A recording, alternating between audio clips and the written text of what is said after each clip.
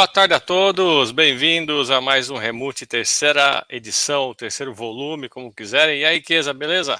Beleza, curtindo a sonzeira aí na entrada, cara. Tudo bom? Ah, tem que ser, né? Tudo bom. Você vai falar um pouquinho de música e tecnologia, tem que ter um rockzinho aí tocando, né? O rockzinho sempre agrada, ainda mais depois das notícias que a gente vai trazer hoje. Aí estou falando notícias que não são ainda nem fatos históricos, mas são coisas que a gente vai deixar de legado aí para as próximas gerações.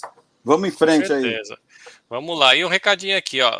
Toda vez que sai um episódio aqui ao vivo, vai ficar disponível gravado lá no canal. Tem um canal agora exclusivo do Remute, tem a página no Facebook e temos podcast disponível no Spotify, Amazon e Apple, tá?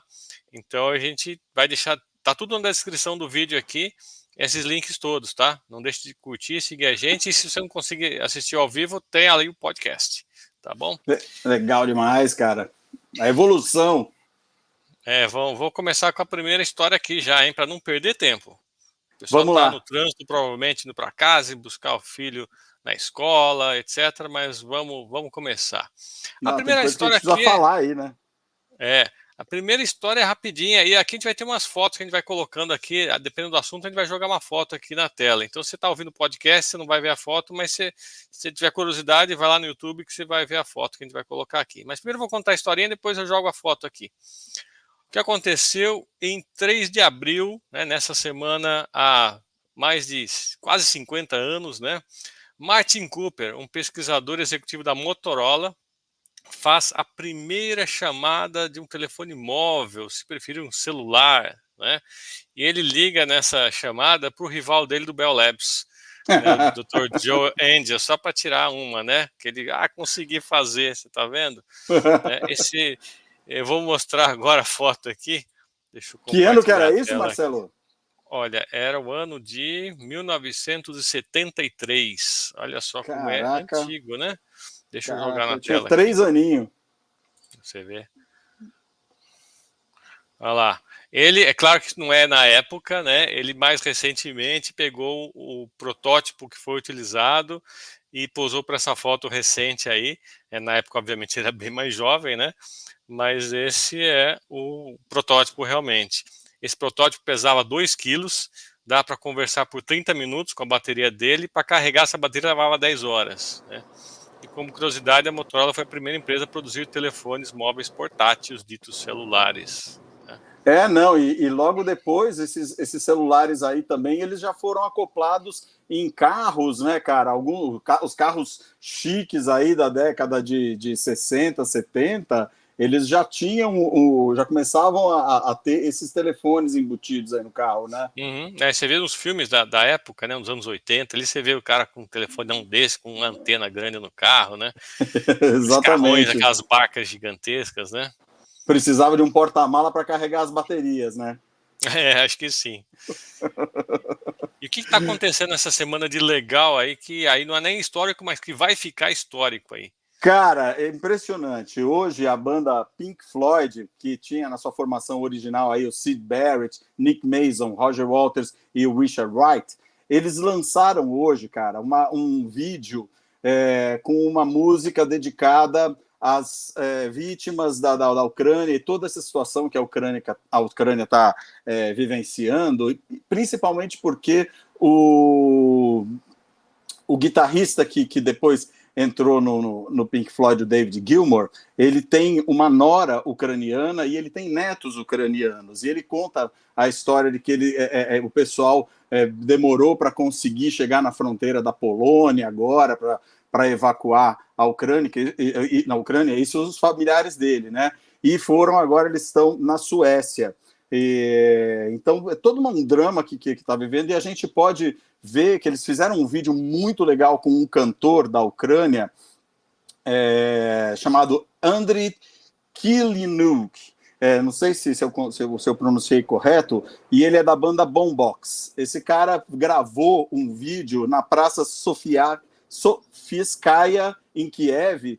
Ele gravou com o celular dele um vídeo cantando uma canção de protesto, e o David Gilmour pegou essa música e fez uma música em cima dele cantando. Então aparece no vídeo um telão com eles no fundo e esse Andriy cantando. Cara, o vídeo é espetacular. O David Gilmour tá tocando com uma Telecaster velhona, assim, com um som agudaço, assim, com aqueles solos maravilhosos.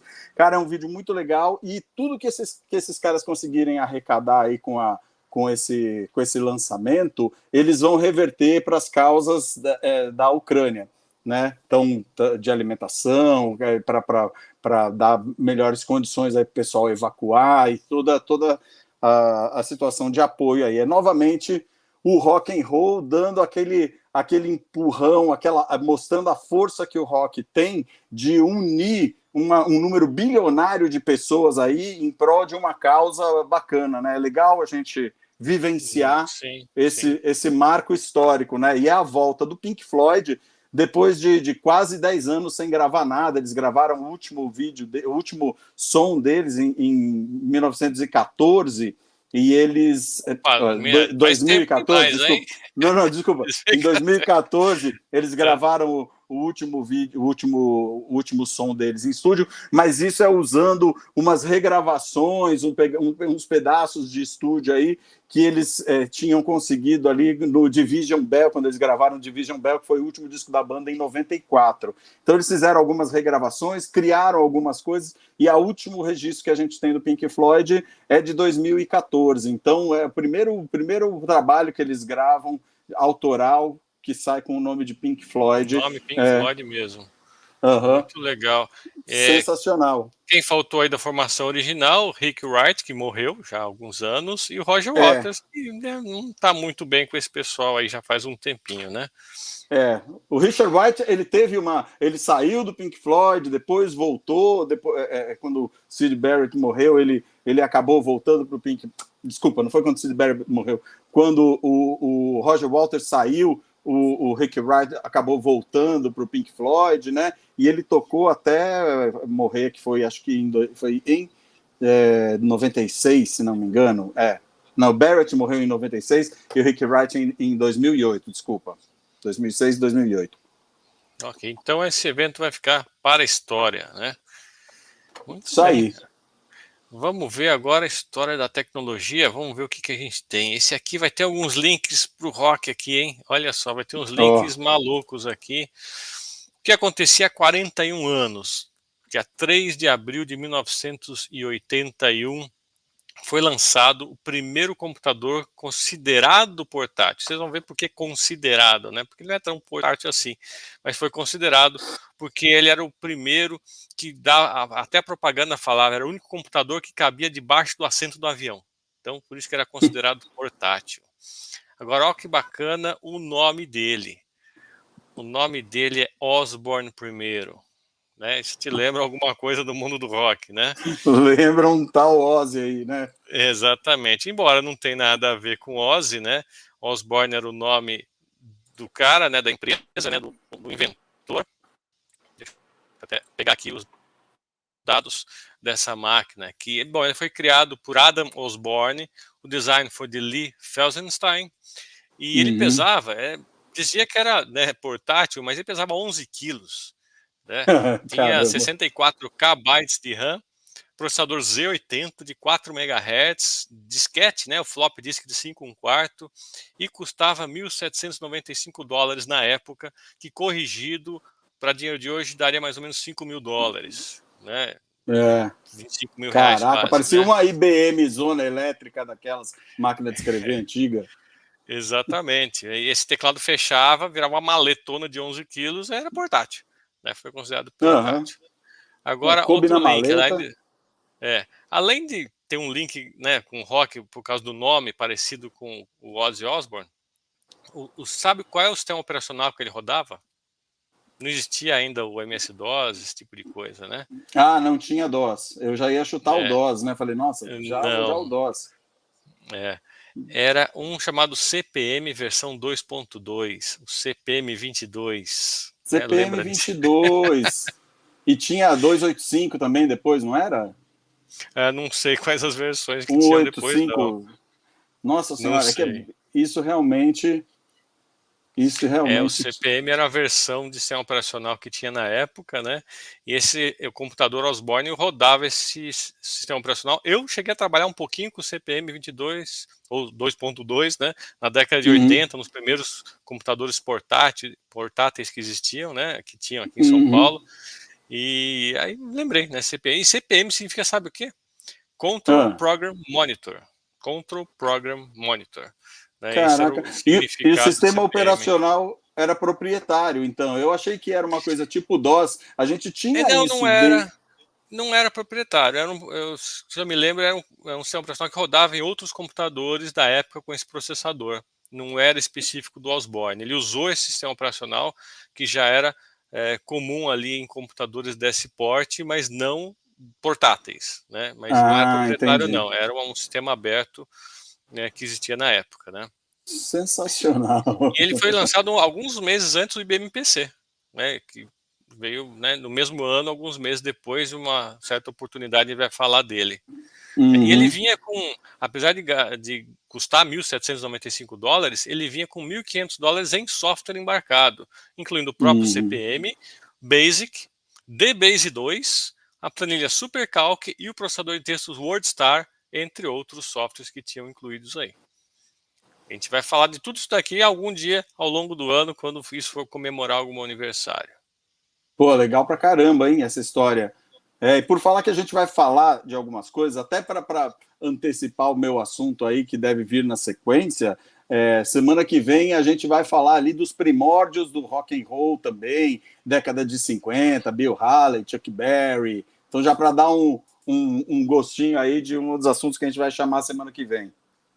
Ó, só para registrar aqui, Regina está comentando que a HP tinha um computador parecido com esse, usado no Instituto Oceanográfico da USP. Olha só que bacana, em década de 80 também. Então era meio que contemporâneo aí do Osborne. E pessoas chegando aí, boa Caraca! noite. E aí, DJ Júnior,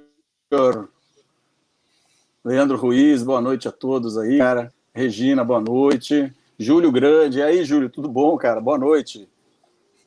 Então, a Vamos. Regina teve E mesmo, a aí? Regina teve um 282 e teve um Expert também. Eu lembro dos computadores dela. Não é 286 não que você está falando, né? Não, não, não. Ela teve desculpa, esse CPM22, né? Não. CPM versão 2.2? CPM 22, isso. Ela teve um desses daí. O Claudião tá lembrando do Prologic. Lembra do Prologic CP500, aquele que tem aquele design bonito para a O, época, né? Trabalhei com e CP que 500, tinha 300 que usar também. o discão de 1/4 lá, não era? 5 1/4. Tinha de 8 polegadas, mas o CP500, se eu não me engano, já era de 5 1/4. O Osborne também era 5 1/4. PC também, A bem gente tá PC falando também. TK95 aqui. Esse eu tenho ainda até hoje. Qualquer hora eu mostro a foto dele aqui. Não está funcionando, mas eu tenho. TK95 eu tenho aqui comigo. Antes dele veio o TK83 e o TK82C, mas eu não tive esses caras aí. Vamos lá, o que a gente reservou de surpresa pra gente aí? Tô curioso Então, para saber o que é essa foto aí. essa foto aí é de um prédio, não é isso? Você vai botar a foto de um prédio aí? Isso, Ah, isso preto e daí branco. é. Então, a gente teve aí, como a gente já vai falar semana que vem, um pouco aí da história do rock da década de 50, década de 60. No final da década de 60, ali, a gente teve, durante a década de 60, a explosão de Beatles, a gente teve The Beach Boys, Estados Unidos e Inglaterra começaram a lançar muita banda nesse estilo de rock, né? E final da década de 90, isso já estava bombando. E em 1969, em 5 de abril, a revista Melody Maker fez uma matéria a respeito de algumas bandas britânicas que estavam bombando no momento, e na matéria ela classificava essas bandas como banda heavy. Tá? Dentre essas bandas tinha o The Who, Led Zeppelin e o Free, né? Era a primeira vez que a história eu via falar do heavy, e logo depois veio o termo heavy metal. Né? Então, as bandas pesadas na época, aí, finalzinho da década de 60, a 69, a Melody Maker já fez uma reportagem sobre isso. Em 69 ainda, já isso aí a gente estava falando de abril, em 69, mas ali no meio de agosto, dias 15, 16, 17 e 18 de agosto, foi o festival do Woodstock, que ele tinha uma proposta muito clara ali de exemplificar a contracultura no final ali da década de 60, que era uma liberdade cultural, uma disponibilidade aí que o pessoal estava requisitando da sociedade para aceitar novos padrões aí de arte, né? E isso chocava muito as famílias mais tradicionais. Então, eles aproveitaram o evento que tinha esse cunho e também fizeram protestos pacíficos, né, contra a guerra do Vietnã. Logo depois do festival, em abril de 70, o presidente Richard Nixon ele fez uma série de tentativas para tentar barrar o rock and roll e colocar como um estilo musical proibido. Ele defendia que isso daí não podia ser proliferado, né? Então, em 71, lá nos Estados Unidos, em Nova York, esse prédio aí acabou tornando a primeira instituição de ensino no mundo a oferecer um curso de rock and roll. Isso em 71. De lá para cá, é só alegria, né? O rock and roll só traz alegria para gente. De novo, vai ser o nome do instituto, da instituição, é isso? Tá fácil. The New School for Social Research. Ah, perfeito, bacana, hein? Em Nova York. Esse prédio aí. Muito esse bom. prédio ele foi fundado em 5 de abril de 71. Na verdade, ele já existia como uma instituição de ensino e ele começou a oferecer o curso de rock and roll. Perfeito, muito bom. Aí que veio o primeiro curso de rock and roll, hein? Pois provavelmente. E depois de tentativas de barrar o estilo musical do demo, né?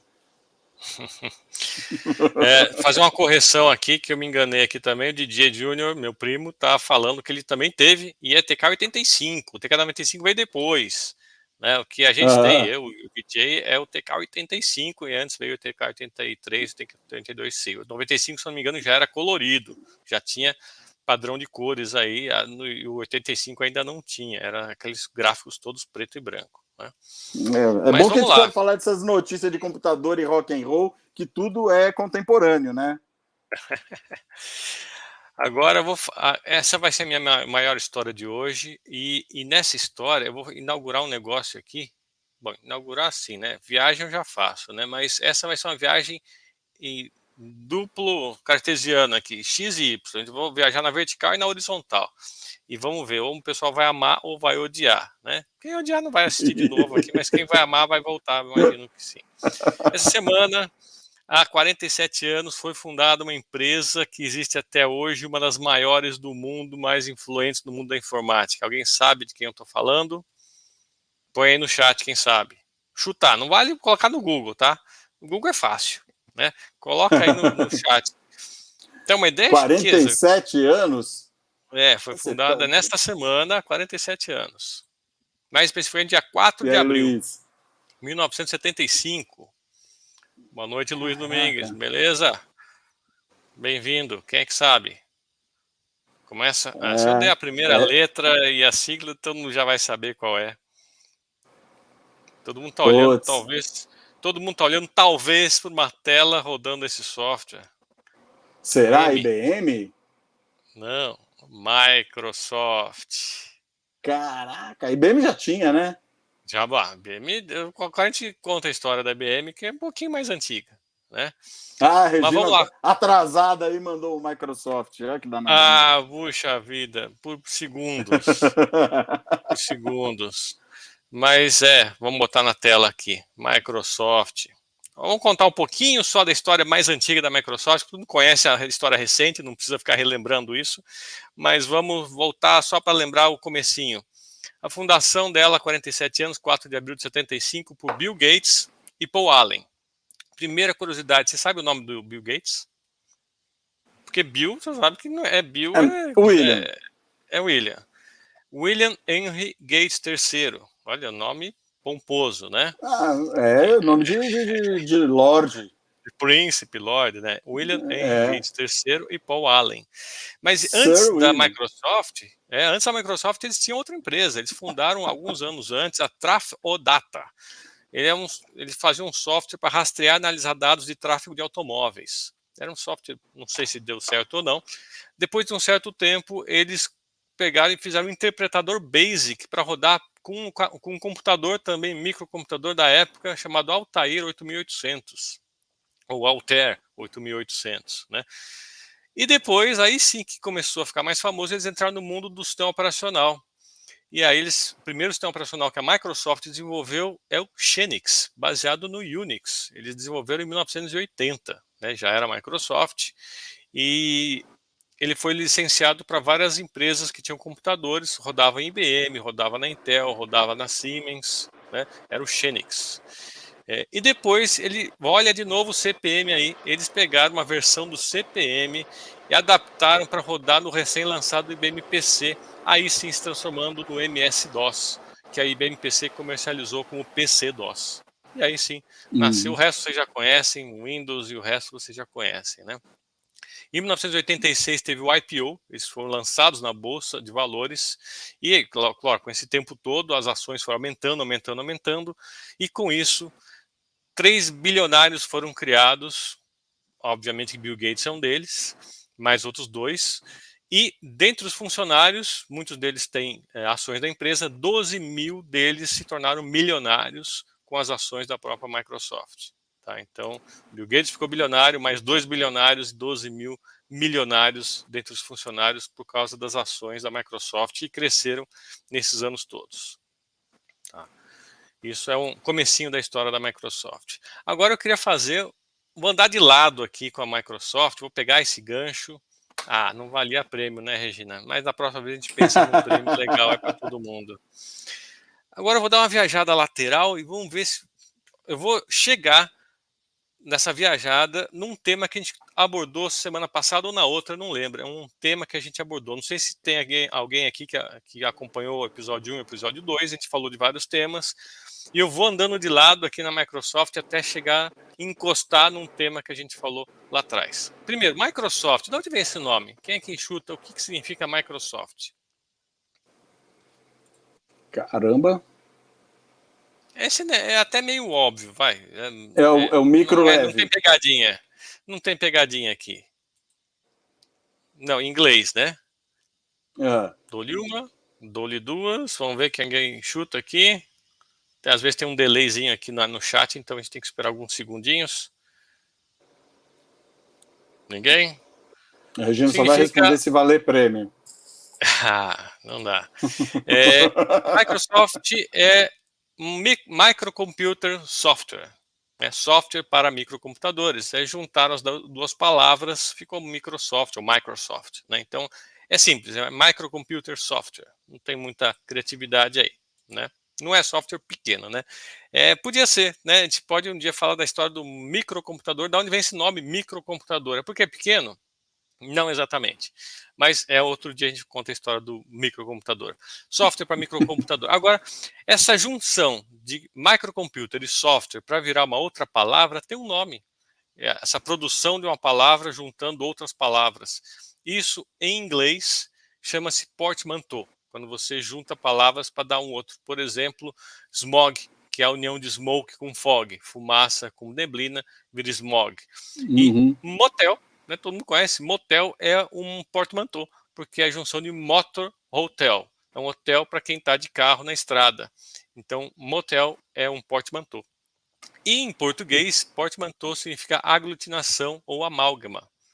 Né? Então, quando você faz isso em português, eu não peguei nenhuma palavra aqui em português aí para dar de exemplo, mas você junta duas ou mais palavras para se transformar numa outra. Não é uma sigla, né? São pedaços de palavra.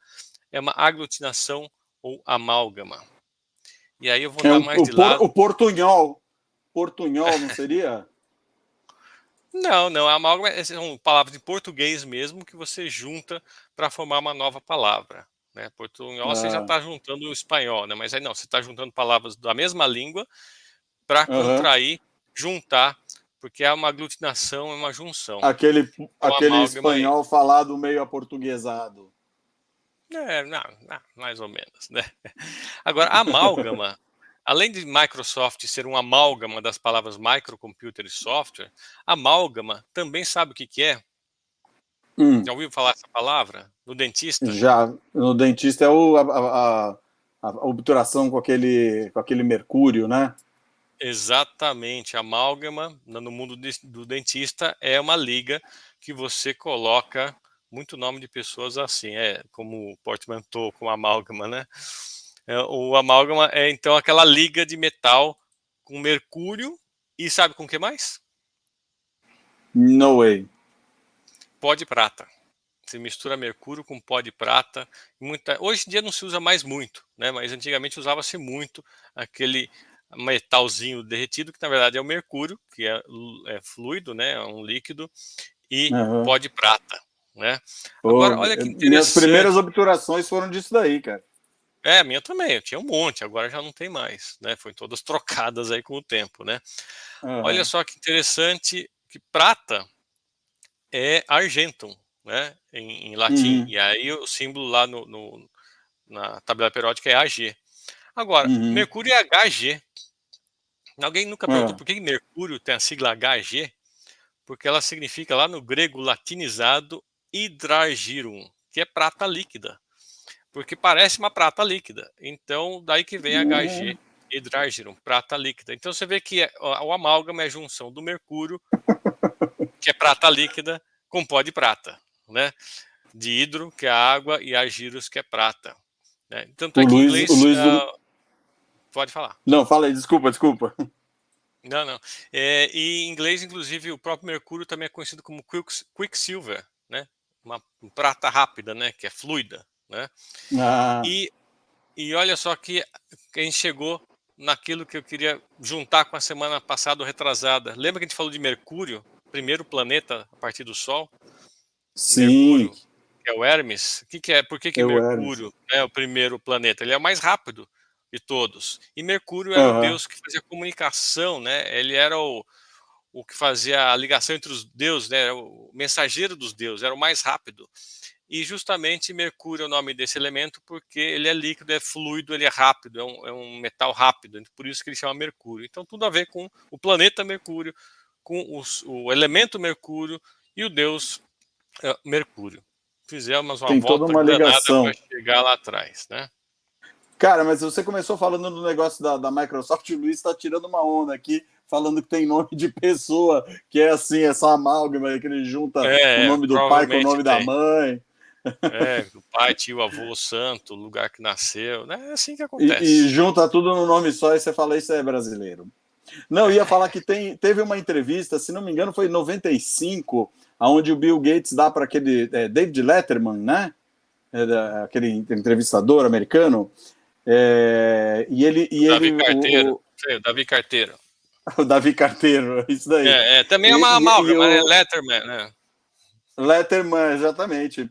E o Letterman, ele tira uma onda do Bill Gates quando o Bill Gates começa a falar da internet. E aí, o que você acha que vai ser? Ele fala, é um lugar que as pessoas podem deixar coisas ali, informações. Ele falou, pô, mas isso aí, para ter informação, você não tem o jornal, você não tem o rádio, você não tem a TV, e todo mundo ria, né? Aí ele falou, Uhum. não, mas é que você pode deixar as coisas escritas para a posteridade. Ele falou, bom, mas aí a gente tem museu. E aí, tudo que o Bill Gates falava que a internet serviria, né? Que seria uma coisa. O Letterman tirava uma onda desacreditando pra caramba.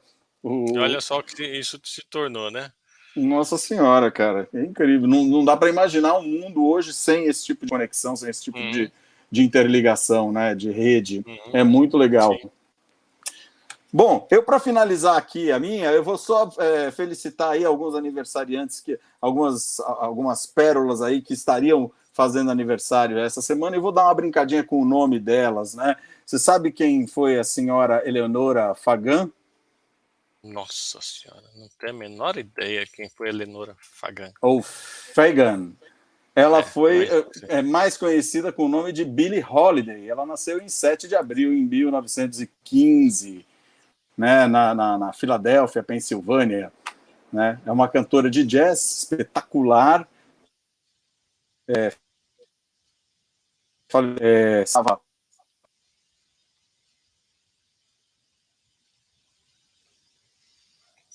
Cara, Não e tô te cantar. ouvindo. Não tô te ouvindo, Kiesa. Seu celular virou de lado, não tô ouvindo mais. Ao vivo é assim, né? Tá tudo maluco aqui. Não tô te ouvindo, não. Enquanto você conserta aí, eu vou fazer mais alguns dos meus aqui para finalizar, depois você finaliza, tá, Chiesa? Enquanto se conserta aí. Vou falar mais um pouquinho aqui dos meus, que são os últimos também. E são rapidinhos, não são histórias longas, não. 6 de abril de 1965 foi lançado o primeiro satélite comercial de comunicações a ficar em órbita geossíncrona. Ele era o Intelsat e foi apelidado de Early Bird. Deixa eu compartilhar com vocês a foto dele aqui. Cadê? Tá aqui a foto dele. Também, nessa semana, em 7 de abril de 1964, a IBM anuncia o lançamento de um computador que ia revolucionar o mercado, o sistema System 360. Né, alguns aqui devem ter trabalhado com ele aí. Né?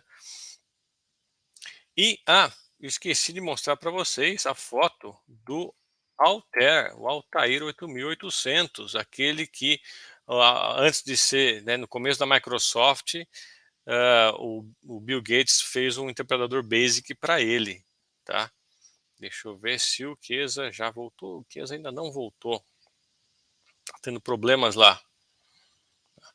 Também eu não tenho a foto aqui, mas nessa semana, em 1969, 7 de abril de 1969, é considerado um começo simbólico da internet. É simbólico porque já tinha, né, a internet rodando de uma certa forma, com outro nome, mas foi publicada a RFC número 1, no 7 de abril de 1969. Chiesa voltando aí. Tá Já de apareceu volta aí, aí, cara? Chiesa? Já. Eu acho que a minha conexão aqui caiu, cara. Desculpa. Sim, sem problema. Eu já aproveitei e finalizei as minhas comemorações aqui de lançamento. Eu tinha esquecido de mostrar a foto do computador Altair 8800, que o Bill Gates desenvolveu um interpretador BASIC para ele. Parece um Agora é aparelho de sua som, vez cara. aí. Pois é, né? Parece aqueles 3 em 1 antigo. É. Mas Então, eu manda tava aí, você falando ia da falar da Billie Holiday que você estava falando, né? Falei da Billie Holiday, nascida em 7 de abril de 1915, falecida em julho de 59. Outros aniversariantes aí da semana também, a gente tem Steve Howe, que é o guitarrista do Yes, espetacular, tive a oportunidade de ver esse cara ao vivo.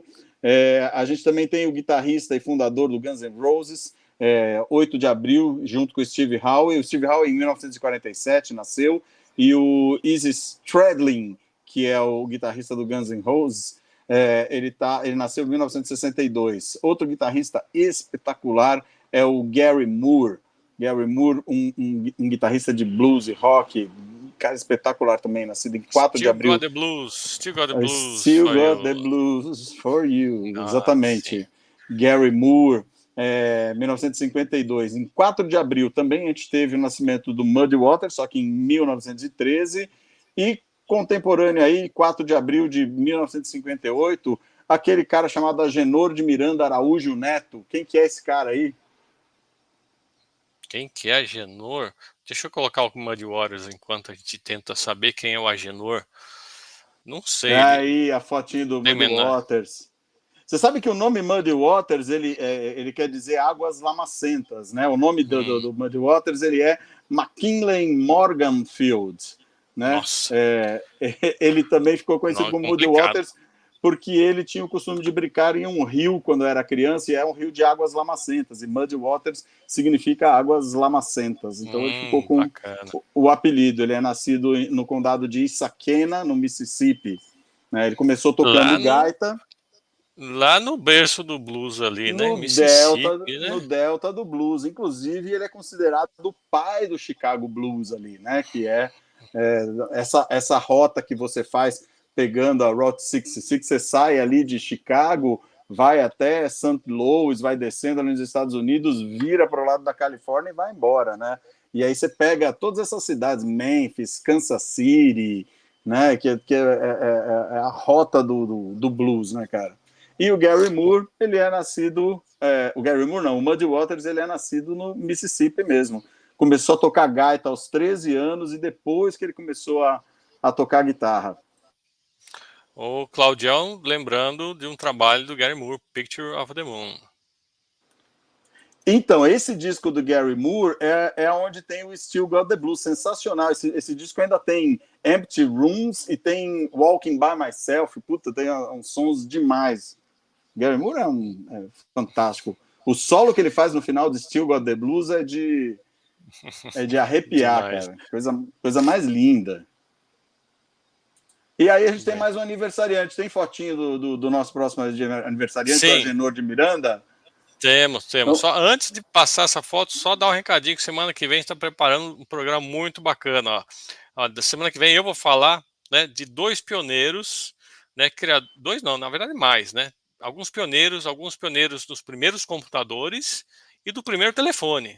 Quem é o cara que inventou o telefone? Será que é esse que você está pensando aí? Descobrindo semana que vem. Será? Será que é mesmo? Vamos ver. Não procurem no Google. Vamos ver. E aí, quer que eu coloque a foto aqui do Agenor? Não, já vou aproveitar aí enquanto o pessoal... Aê, tocou, bota o Agenor aí, bota o Agenor. Agenor. Esse cara... Que saudade desse cara, bicho. Oi, Cazuza. Agenor de Miranda Araújo Neto. Nasceu no Rio de Janeiro em 4 de abril de 1958. É um cara espetacular aí. Não tem comentários, né, cara? Foi um estudante aí de comunicação, não foi muito bem nesse caminho, tentou um trabalho numa produtora, aí também não rolou, teve a ajuda dos pais, blá, blá, e ele viu que o negócio dele era rock and roll, teve uma carreira meteórica aí, ele começou com o Barão Vermelho ali em 81, em 85 ele já estava em carreira solo e morreu em 91, né? Opa, 91 ou 90? Acho que foi 91, deixa eu ver aqui se nas minhas anotações aqui, acho que foi 90 ou 91, cara. Foi no 90. É um cara que faz uma falta danada. Ele gravou um monte de disco, noite, cara, solo. Cara espetacular. Bom, e para finalizar aqui também, a semana que vem a gente vai falar um pouco sobre Broadway, um pouco sobre os primórdios do rock ali, Chuck Berry, Bill Haley, os Beatles. E vamos um pouco mais além na música aí, falar do século XVI ali, 17, onde a gente tinha as músicas clássicas, vamos falar sobre Sebastian Bach, e vamos falar ali até final da Idade Média, ali meio da Idade Média. Sebastian Bach, aquele do conjunto aqui, né? O Sebastian Bach, aquele toca não aqui. Não é. Não é esse. É um pouco mais antigo que esse, né? Esse é o Johann Sebastian Bach mesmo, vamos falar um pouquinho dele aí, para lembrar um pouco da música mais antiga mesmo, os primórdios da nossa música ocidental. Muito bom, e você vai falar de Broadway? Lembrando que no primeiro episódio eu falei que o primeiro elevador que tinha um sistema anti-queda, né, que quando cortava o cabo, não quebrava o cabo, não caía, foi instalado justamente na Avenida Broadway. E o prédio existia ainda lá, né? Lembrando disso, na Avenida Larga, Broadway. Muito bom. Aê. Beleza, gente, era isso daí. A gente vai se falando e a semana que vem estamos aí de novo. Não percam as atrações da semana que vem. Lembrando que no link aqui tem o nosso canal do YouTube, tem os links também para as nossas páginas no Facebook e no Instagram. Na próxima vez eu coloco aqui o Instagram, aqui no fundo. E tem também no Spotify, no Amazon e na Apple o podcast, para que você baixar e ficar ouvindo no carro aí a nossa transmissão. Tá bom? Abraço a todo mundo. Obrigado, Chiesa. Obrigado a todos aí. Até a semana que vem. Valeu, Marcelo. Valeu, galera. Abraço. Tchau, tchau. Tchau, tchau.